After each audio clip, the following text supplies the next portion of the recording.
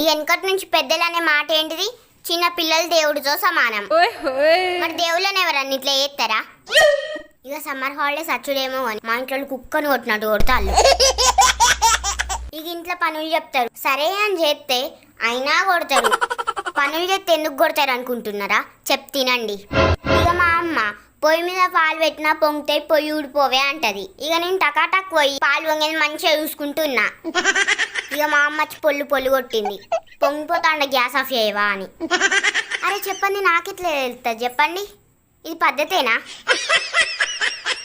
ఇక మా నాన్న, బిడ్డ ఫోన్లో ఛార్జింగ్ లేదు, అక్కడ కేబుల్ ఉంటుంది, పోయి ఫోన్కి పెట్టుకో అంటాడు. సరే అని నేను పొయ్యి పెడతా.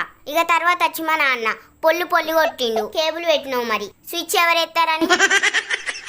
ఇప్పుడు కూడా మా అమ్మ వడియాలు ఆరబోసిన కుక్కలు వస్తాయి పొయ్యి ఊడిపోయా అన్నది. ఆ కుక్కలు ఎప్పుడు వస్తాయో ఏమో.